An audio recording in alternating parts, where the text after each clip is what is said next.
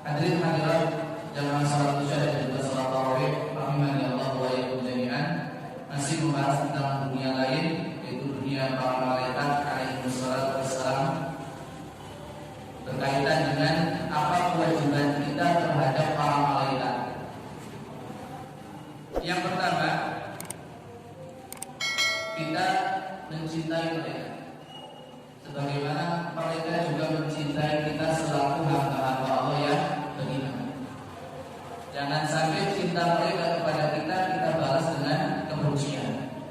Tidak seperti orang-orang Yahudi, mereka sangat benci dengan malaikat Jibril, benci sekali dengan malaikat Jibril. Maka kita selaku orang yang beriman, kewajiban yang pertama adalah mencintai mereka, karena mereka adalah hamba-hamba Allah yang sangat taat dan tidak pernah berbuat maksiat. Mereka hanya menjalankan tugas dari Allah Subhanahu wa taala. Jangan sampai kita menyalahkan apa yang mereka lakukan. Seperti malaikat yang bertugas menurunkan hujan misalnya, atau malaikat yang bertugas mencatat amalan kita misalnya. Kita benci dengan mereka, mau tidak dicatat amalan elek itu, tidak boleh. Lagi pena-pena bulan hujan, malaikat piye, tidak boleh. Ya. Atau benci dengan malakul maut, malaikat pencabut nyawa. Enggak, mereka hanya menjalankan tugas. Kami malam, saya mau bilang beliau tidak. Dengan tak boleh benci sama polisi. Mereka itu hanya menjalankan tugas negara. Atau gimana? Iya. Kan ada gitu. Enggak boleh kita benci sama polisi. Bagaimana dicegah? Itu hanya menjalankan tugas. Itu saja yang ingin saya tekankan. Karena apa? Mungkin momen-momen seperti ini membuat kita itu kadang agak jengkel gitu ya dengan beliau-beliau itu. Tidak, mereka hanya menjalankan tugas negara gitu.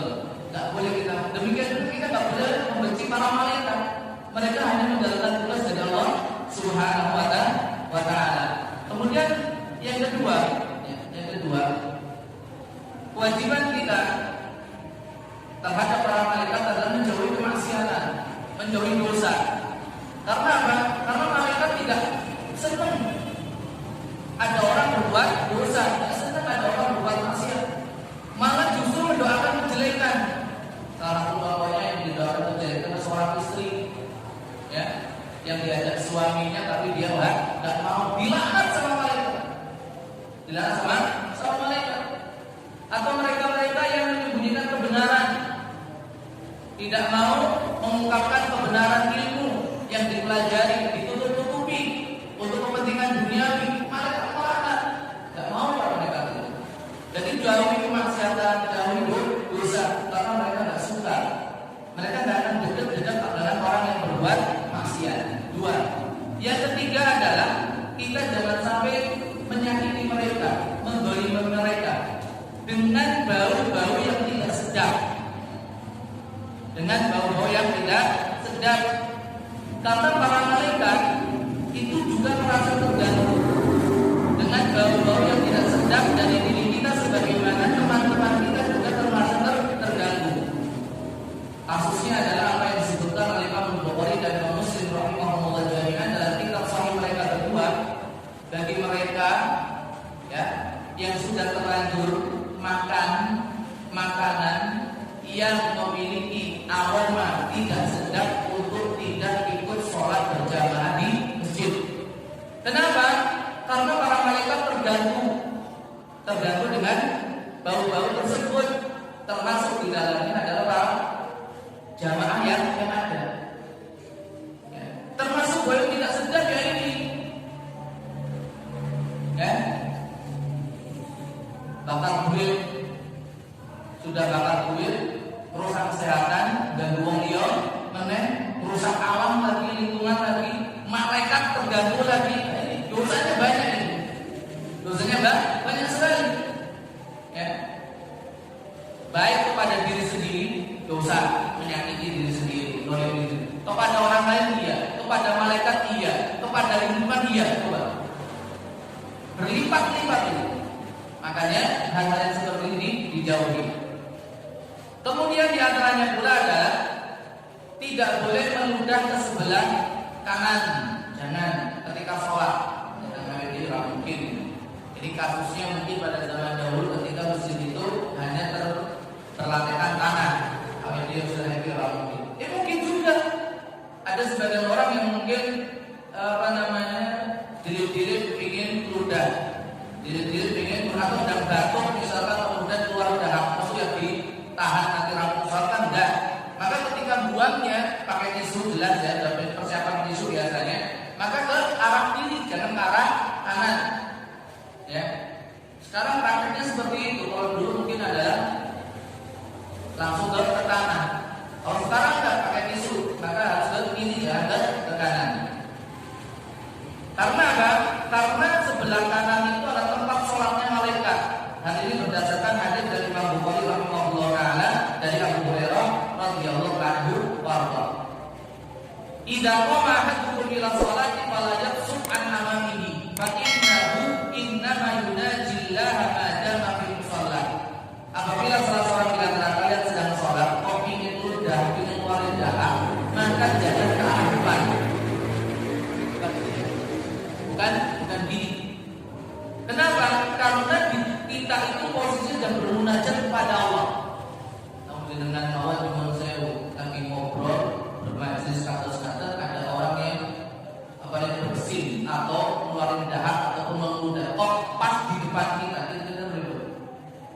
Sopan mana? Sopan mana? Ya sopan. Terus begini kan? Nah ini di hadapan Allah Subhanahu wa taala, kita sedang bermunajat kepada Allah Subhanahu wa taala. Wala an yaminihi fa innahu an yaminihi malakan. Tidak pula ke sebelah kanan, antara di sebelah kanan kita ada para malaikat. Wal yabsum an yasarihi wa tahta qadamaihi fayadfanuha. Tapi meludahlah ke sebelah kiri. Ya. Kemudian di antara kewajiban kita terhadap para malaikat adalah apa? Kita harus menjaga diri atau menghindari hal-hal yang membuat para malaikat tidak mau dekat dengan kita, tidak mau bergaul dengan kita, tidak mau berteman dengan kita, itu tidak mau masuk ke rumah kita, itu. Maka dari itu kita akan bahas beberapa keadaan atau kondisi yang mana para malaikat itu tidak mau mendekat kepada kita. Kita mulai yang pertama dulu, rumah yang tidak akan didekati oleh para malaikat. Rumah yang tidak akan didekati oleh para malaikat adalah rumah yang di dalamnya ada anjing dan ada gambar makhluk bernyawa. Ada anjing dan ada gambar makhluk bernyawa, baik itu 2 dimensi ataupun 3 dimensi. Ya. Hal ini berdasarkan hadis riwayat Al-Imam Tabrani rahimahullah taala, la tadkhulul malaikatu baitan fihi kalbun wala suratun. Para malaikat tidak mungkin masuk rumah yang di dalamnya ada anjing ataupun gambar makhluk bernyawa. Dan ini pernah kejadian. Malaikat Jibril alaihi salatu wasallam sudah janjian dengan Rasulullah SAW mau ziarah rumah Rasulullah SAW. Ditunggu sama Rasulullah datang. Akhirnya sampai pagi nggak datang gitu malaikat Jibril alaihi salatu wasallam. Lalu di hari berikutnya barulah malaikat mendatangi Nabi Muhammad SAW. Kenapa beliau tidak jadi masuk ke rumah Rasulullah SAW? Dikasih tahu sama malaikat Jibril alaihi salatu wasallam, karena di dalam itu ada anjing. Di rumah Rasulullah sallallahu alaihi wasallam ada anjing. Ya. Kemudian dicari-cari oleh saya, ternyata betul ada anjing di bawah tempat tidur Rasulullah sallallahu alaihi wasallam. Lalu disuruh untuk keluar. Lalu Jibril berkata, "Mana anil kalbul ladzi kana fi baitika? Inna la nadkhulu baitan fihi kalbun wala suwa." Yang menghalangi aku masuk ke rumahmu adalah karena ada anjing yang ada di rumahmu. Sesungguhnya kami para malaikat tidak akan masuk ke rumah yang di dalamnya ada anjing ataupun gambar makhluk bernyawa. Oleh sebab itu, ya, janganlah kita menjadikan para malaikat itu anti dengan rumah kita. Yang kedua, dan ini yang terakhir tapi bukan yang paling akhir, nanti kita lanjutkan pada pertemuan yang akan datang, yaitu apa? Rumah yang di dalamnya itu ada loncengnya, lonceng atau suara suara yang menyerupai lonceng, bel. Tapi suara lonceng apa di Sewu? Biasanya di pintu itu ada kalau kita masuk perang, nah ya itu dihilangin. Tapi kalau sudah tetet nggak apa-apa, ya. Yang ada jarosnya, ada loncengnya. Hal ini berdasarkan hadis Rasulullah SAW, al-jarasu mazamirus syaitan. Al-jarasu mazamirus syaitan. Lonceng itu adalah suaranya setan. Seruling setan itu adalah lonceng. Ini. Oleh sebab itu, hal-hal yang mengandung unsur suara-suara seperti lonceng, masalah lonceng gereja, demikian itu jam yang seru. Ada jam dengan kasih dengan antik itu jam bandulan gede, itu nggak boleh. Nggak boleh. Anehnya yang seru, karena kita harus semoga saja karena tidak tahu. Jam model monopil dipasang di masjid. Besar biasanya. Tahu? Lain semuanya nang masjid gede cilik, obo sempit bola di masjid. Itu nggak boleh suara lonceng. Itu suara lonceng ini kalau itu. Kalau salah kalau diingetin, benar ya? Teng. Itu nggak boleh.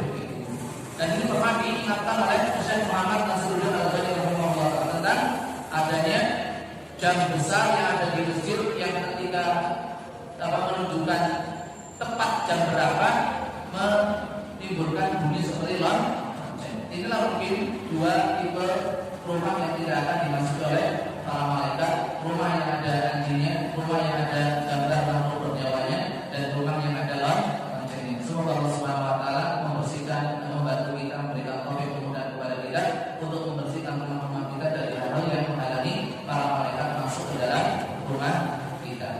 Allah al-Miswab, semoga bermanfaat. Mohon maaf atas segala kekurangan. Kebenaran semata dari Allah Subhanahu wa taala, kesalahan kekurangan berasal dari kelemahan pribadi saya. Semoga Allah Subhanahu wa taala mengampuninya dan sedikitnya. Hadirin hadirat semua memaafkannya. Aku baik ada.